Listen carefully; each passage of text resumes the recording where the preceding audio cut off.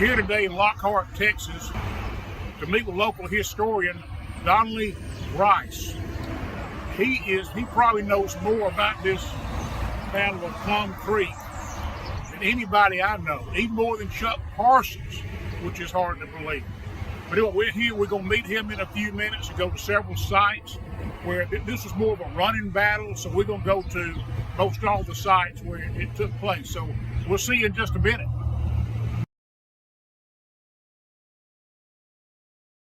Back in 1840, Texas was having a real problem with the Comanche Indians.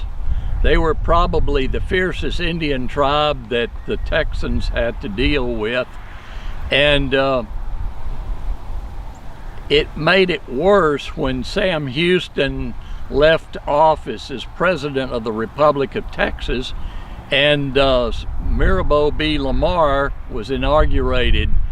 Sam Houston wanted to get along with the Indians and the Mexicans, and Lamar's policy was the opposite of Sam Houston's. Lamar felt like he wanted to either exterminate or rid Texas of all Indians.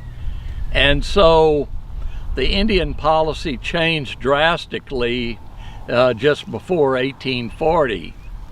By that year, the Comanches were willing to negotiate for a peace treaty, and so early in 1840 the Indians approached the people in the town of San Antonio, which wasn't but a small town at that time, and they wanted to deal with the Texans and negotiate this peace treaty. The Texans told them that they would deal with them only if they brought in all the white captives that they had taken in the past. The Indians agreed that they would do so, and they were to go back to their villages and bring in all the white captives that they had. In March of 1840, the Indians returned to San Antonio, and this time they brought with them about 65 of their people, men, women, and children. And with them there were 12 Comanche chiefs. These chiefs were going to negotiate with the Texans. Well, the Texans had no trust in the Comanche, and the Republic government sent several units of Texas militia and Texas troops to San Antonio to be there in case trouble broke out. And the Indians arrived in San Antonio on March 19th. They were taken into the town to the Alamo Plaza, and they met in a building, an old courtroom building called the Council House. And it was there that they were supposed to negotiate this peace treaty.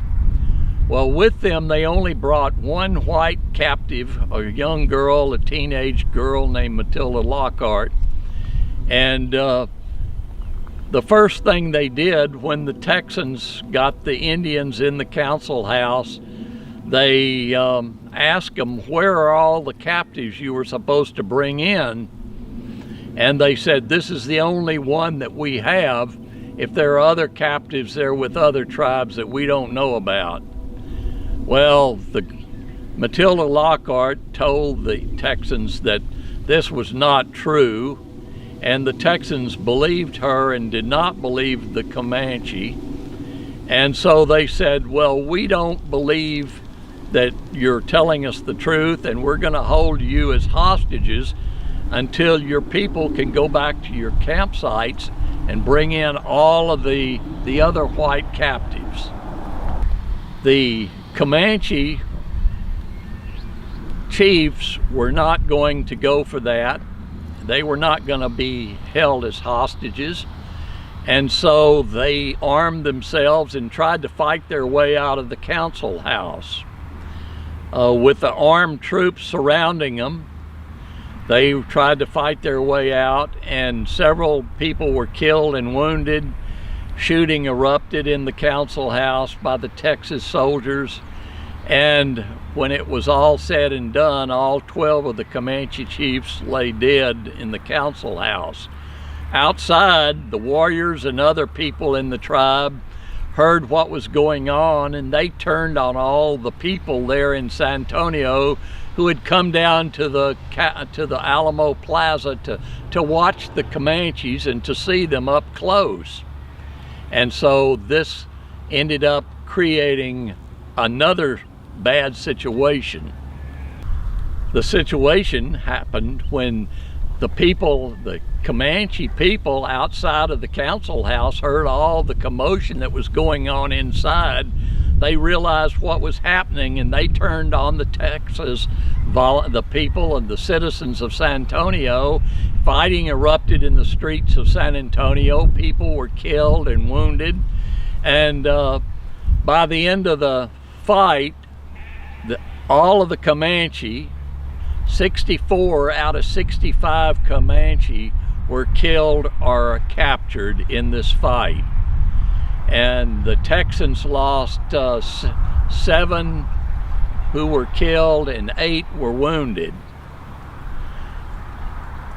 The Texans realized that the Comanche were going to really be upset with the situation as it was and with the death of their chiefs, and expected there to be some retaliation on the part of the Comanches. So the Texans were expecting this all of the summer of 1840. It was a long, hot summer, and by August of 1840, the Comanche finally gathered up enough forces to retaliate in the form of a large war party that raided all the way from the Texas Hill Country above Austin all the way down to the Texas coast, which was about 150 miles away.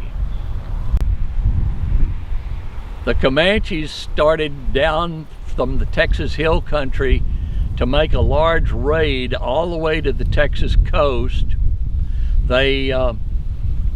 This area that we're standing in today is just east of the town of Lockhart in Calhoun County. This area in 1840 was a total wilderness. It was out beyond the western frontier of Texas. There were no people living out here except for 2 families.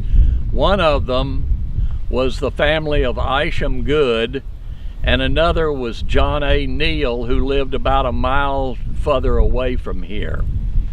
And the Indians had no trouble getting through this area undetected because there was no one living out here. And the Indians came down out of the hill country, and they skirted around the town of Gonzales to the east and went all the way down to Victoria before they attacked the town of Victoria. And the people of Victoria, the citizens there, had no idea that there were hostile Indians in their area until the Indians swept down on them from the north and invaded the town.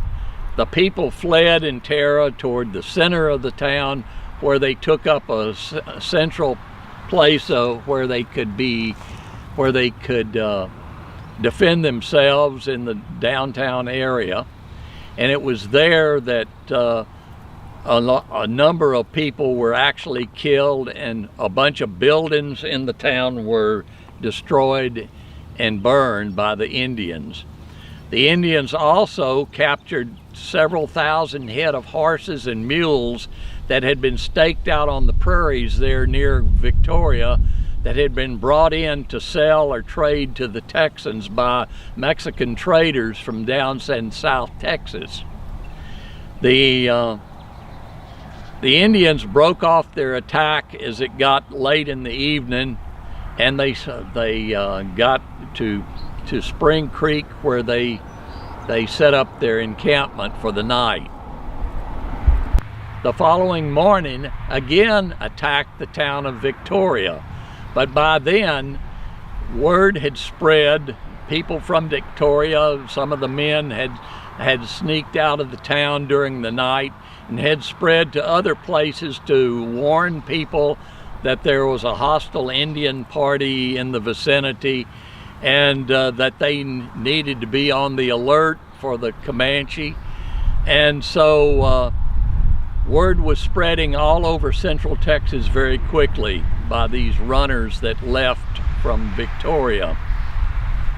After the second day of being invaded by the Comanche, the Indians decided to break off their attack and head off in the direction of the Texas coast down to the Gulf of Mexico, where they again attacked another town called Linnville, which was an early seaport along the Texas coast on Lavaca Bay.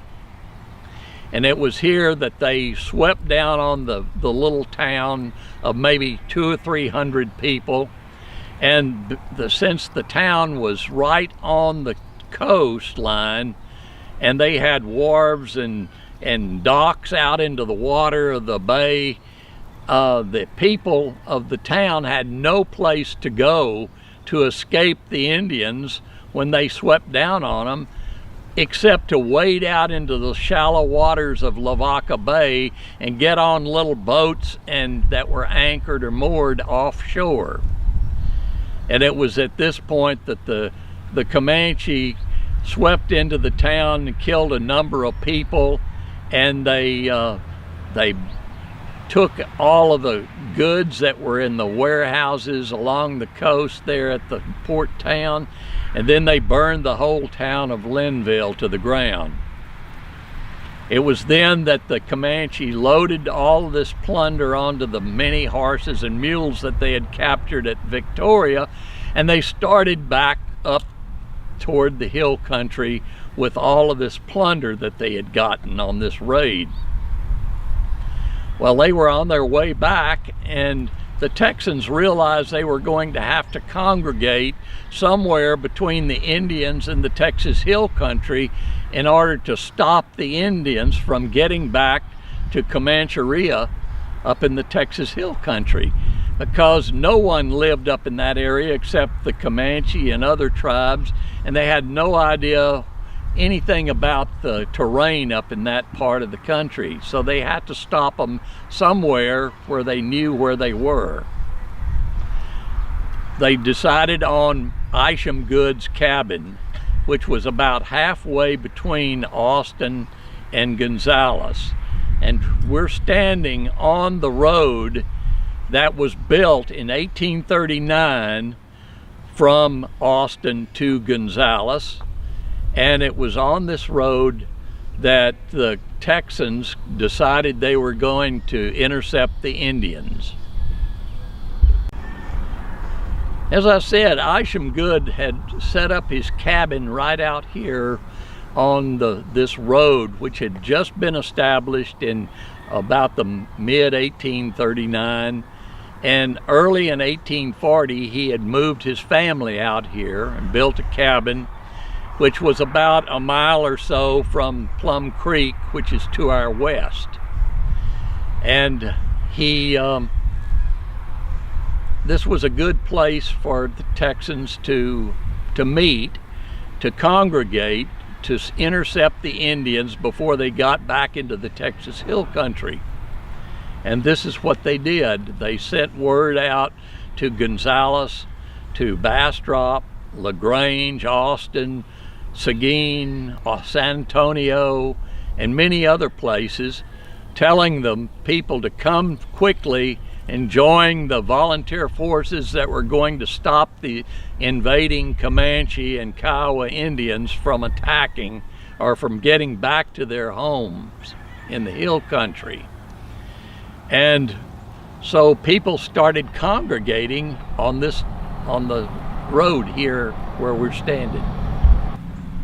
People began congregating here or close to this road at Isham Good's cabin about August the 11th.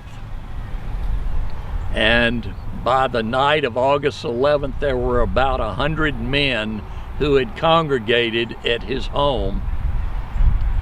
The following morning, on August 12th, the men all got together and started off to go down to Plum Creek, which was about a mile or two from Isham Good's house.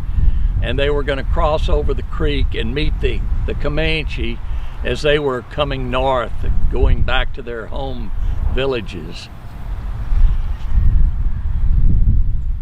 It was going to be a difficult fight for the Texans because they only had about 100 volunteers who had congregated, and unfortunately there were about 600 Comanche coming. Now, 600 Indians, that was a lot of Indians, and there were more than just the Comanche. There were some Kiowa, there were women and children. Practically all of the tribe's people had gone on this expedition with the Indians all the way to the Texas coast. And the Texans, like I said, had only about 100 men, and they were very highly outnumbered. They decided that they had heard that General Edward Burleson from Bastrop, about 25 miles to the east of us, was on his way with other men to fight, and they desperately needed these volunteers, these additional men to help in the fight on Plum Creek. The Texans went on down to the creek. They sent out several scouts down the creek to determine where the Indians were exactly. And it wasn't long early that morning, that the scouts returned and saying the Indians were coming. They were about 2 miles down the creek, or 2 or 3 miles down the creek, and that they would be getting there very quickly. So the Texans got armed. They started down the creek to meet the Indians who were coming up the creek, and they got to one point about a mile or so south of where we are, where they decided to lie low in the trees and the brush along the creek line and hide from the Indians who were coming up the prairie, up the creek. And while they were waiting for the Indians, a runner came saying that Edward Burleson was getting very close and to hold off on the fighting because he was coming with about 100 more men, which would double the size of the Texas volunteers, and was necessary. They needed them really bad, and so they decided they would hold off as long as possible to do this. Burleson was coming from Bastrop, which was 25 miles away, and along with him, he was bringing 13 Tonkawa Indian allies with him. The Tonkawas hated the Comanche because in the years past, the Tonkawas had lost their land to the Comanches, who had come into this country from up in the northern states, and they wanted to, they just would take over any land that Indians had. And the Tonkawas did not like Comanches at all. And so anytime the Texans were going on an expedition to fight Indians, or the Comanche particularly, Tonkawas liked to go along as scouts or guides and participate in the fight. And this is what they did. Burleson left Bastrop and had almost gotten to the site where the Battle of Plum Creek took place. He was a couple of miles from there, and word got to him he had to hurry because the Indians were already in sight. And so he put his horses into a trot to get here quickly. Unfortunately, the Tonquah had no horses when they left Bastrop, and they were running alongside the mounted Texans until they got within several miles of here. And from that point, the Texans goaded their horses or spurred their horses into a trot. The Tonquahs actually kept up with the Texans on foot. This is a 25-mile run for these men, and they made it all the way to Plum Creek. The Texans really were happy to see Burleson and his men because it doubled the size of the Texas forces. The arrival of Burleson and the Tonquah Indians doubled the size of the Texas forces, which was desperately needed. And so the Texans, by the time Burleson arrived, the Indians had already gone past where the Texans were hiding in wait. And Burleson finally arrived, and when he got there, the Texans came out of the brush onto the prairie along Plum Creek, and it was there that the Indians finally realized that they were in an ambush there. And the Texans fell in right behind the Indians with all of their horses, with the plunder on them, and skirmishing took place from the rear guard of the Indians and the advance guard of the Texans. This skirmishing lasted for about 5 miles as the Indians headed more or less northwest toward the Texas Hill Country. The Texans kept pushing the Indians, hoping to get them to stop and make a stand where they could have an actual fight with the Indians. But it took about 5 miles of going toward the hill country before they stopped. They pushed them as far as to a point that was known as Kelly Springs. And at Kelly Springs is where they forced the Indians to stop and make their stand. The main part of the fighting took place somewhere about 2 or 3 miles west of Lockhart, the town of Lockhart today. Of course, Lockhart wasn't here in 1840. The Battle of Plum Creek actually took place, the main part of the fighting took place it took about 45 minutes before the Indians were finally subdued, and they decided to break off their attack and retreat. What prompted this was that the Texans had seen one of the Comanche chiefs, who was very brave. He would run up toward the Texans who had dismounted and formed a square, a defensive square where they were shooting at the Indians, and the Indians would charge and circle around the Texans who had dismounted. One of these chiefs particularly was noticeable because he would come up very close to the Texans and fire his arrows and then back off or outside the range of the Texans. And the Texans kept insisting that they had been hitting the Indian, but they never could knock him off his horse.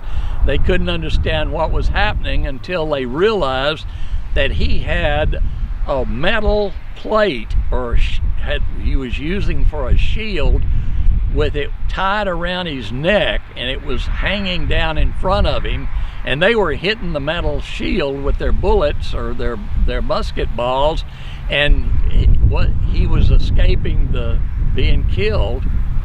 But they also noticed when he rushed up toward the Texans to fire his arrows, when he would get so close, he would rein in his horse as quickly as possible to turn around, and as he wheeled around, the shield that was hanging loose in front would fly up, exposing his body. And so they realized that maybe they could kill him as he was turning to get away. And so that's what they did.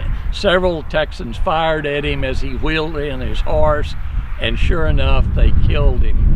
and he fell off his horse. Several Indians, warriors, were killed trying to drag his body off the battlefield.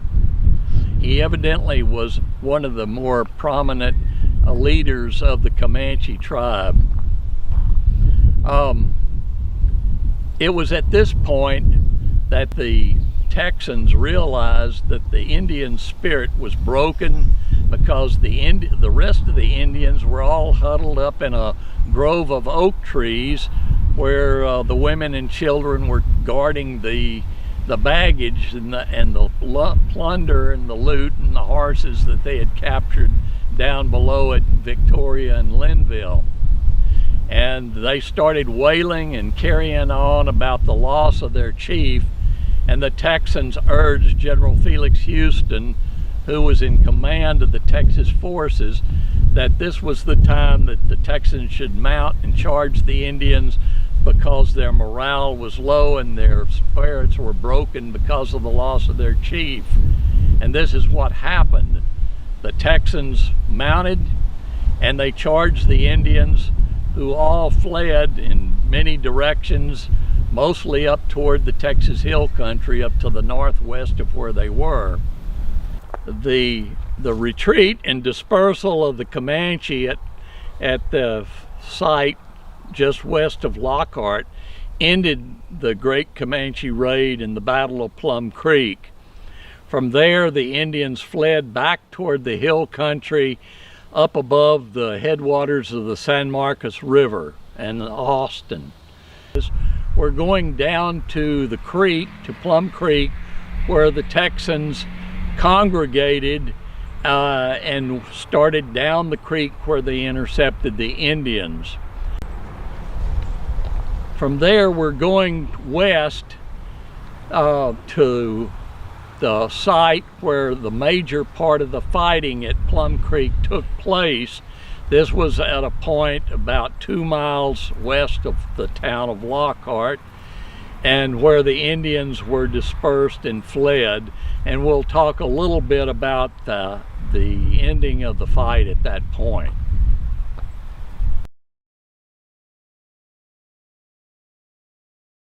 After the Indians had been intercepted on Plum Creek, about 4 or 5 miles to the southeast of where we are right now, there was skirmishing between the Texans and the Comanche for about 4 or 5 miles.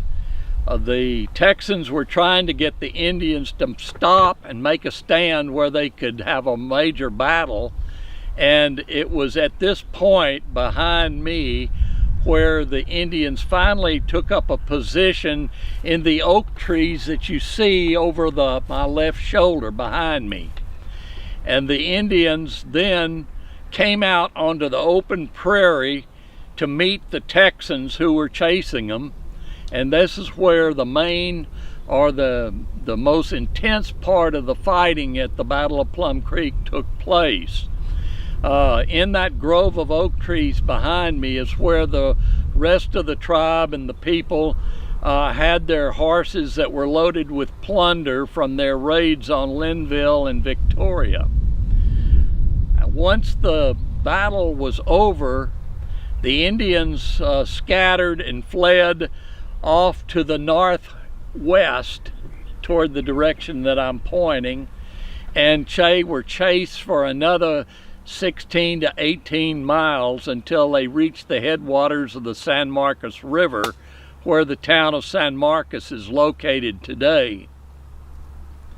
One interesting aspect of the Battle of Plum Creek is that after the battle, the men all returned to this point outside this grove of oak trees, and they all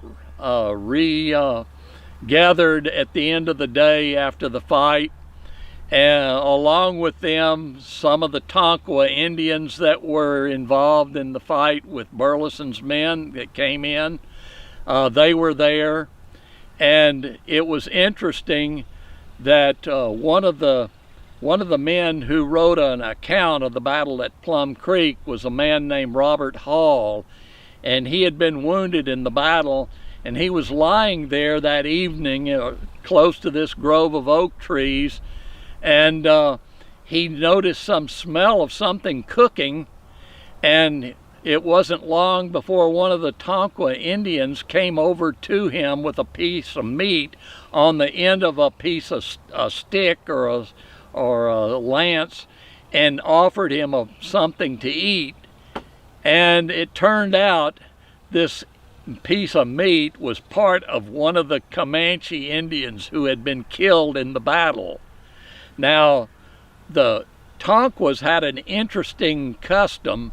Although they were not cannibalistic, they did believe that if you went into battle with your enemy and killed your enemy, if you were to take a part of their flesh and roast it and eat it, you would gain the power that from their enemy, and their enemy would lose that much power for future battles. So it was typical for the Tonka to roast part of their one of their enemies when they were killed after a battle, and this is what happened. And Robert Hall tells the story that although he was hungry, he wasn't sufficiently hungry enough to eat someone who he had possibly sent to his maker to begin with.